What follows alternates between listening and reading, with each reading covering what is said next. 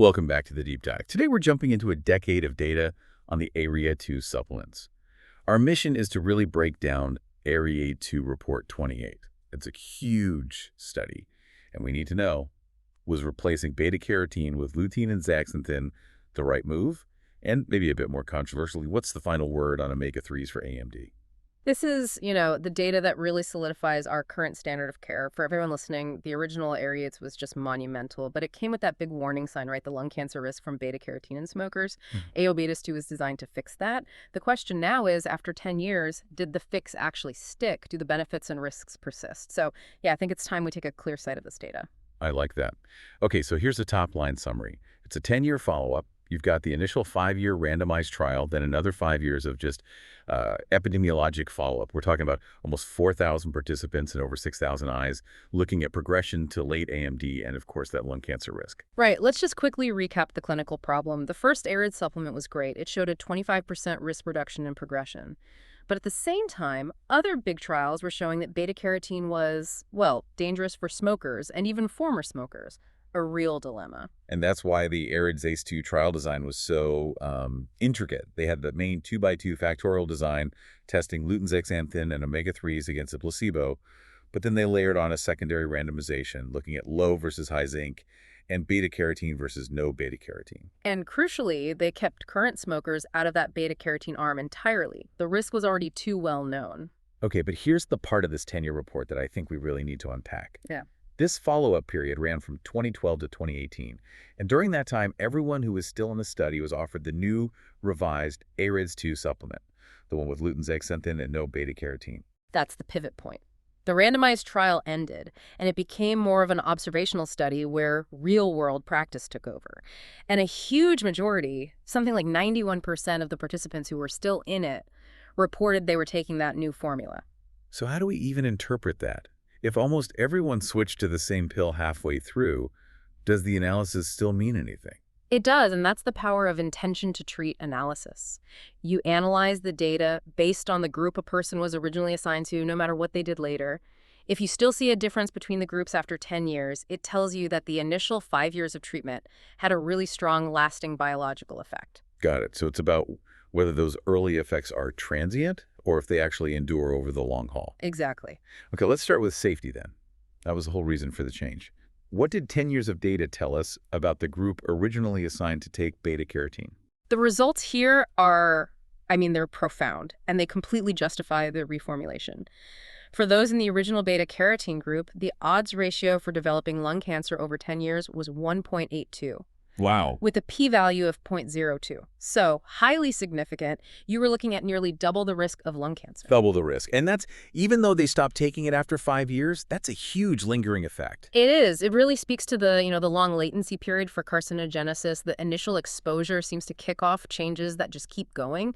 It really highlights why getting beta-carotene out of there was so critical. And was the risk concentrated in certain people? Oh, absolutely. It was starkest in former smokers. In that group, 4.5% who took beta-carotene developed lung cancer. Compare that to just 2.3% of former smokers who didn't get beta-carotene. It's a massive, clinically meaningful difference. So the old nutrient was clearly a problem. Let's see if the replacement, lutein and zeaxanthin, offers a clearer choice for safety. It really does. Lutein zeaxanthin passed with flying colors. The odds ratio for lung cancer in the LZ group was 1.15.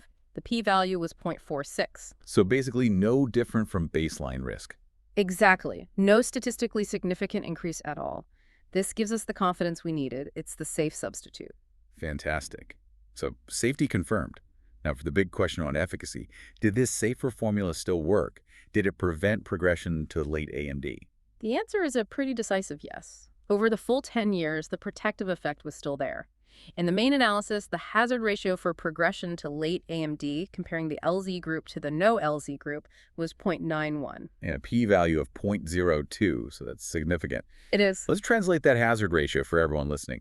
A 0.91 means there was a persistent 9% relative risk reduction over the decade for the group that started on LZ. That's right. And that persistence is the key thing here, especially since everyone switched formulas. The Kaplan-Meier curves show it clearly. A sustained benefit that really matters over a patient's lifetime. But the really powerful data, I think, is the head-to-head comparison. What happened when they directly compare just LZ against just beta-carotene.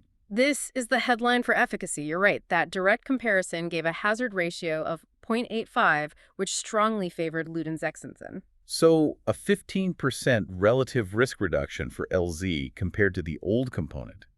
That sounds like it's not just a safe substitute, it might actually be a superior one. The evidence definitely leans that way. And it gets even stronger. When they narrowed the analysis down to just the people who were assigned both LZ and beta-carotene for a while, the effect was even bigger, an HR of 0.80. A 20% reduction. Yeah. It just further solidifies that making the switch was the right call from an efficacy standpoint, too. Okay, so that's a huge clinical validation for lutein and zeaxanthin. But there's one more piece of the AREDS2 puzzle. The omega-3s, DHA and EPA. Do they show any long-term benefit?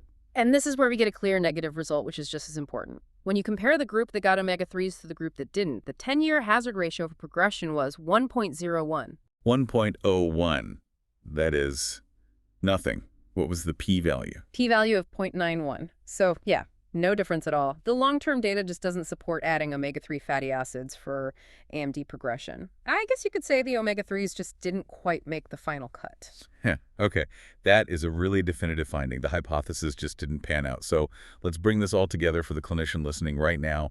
What's the bottom line? The bottom line is that the decision to reformulate was 100% correct. Lutein Zeaxanthin is safe, no lung cancer risk, and it's effective. It maintains and probably even enhances the protective effect we saw in the original AREDS. Let's talk about the size of that benefit. The original was a 25% relative risk reduction.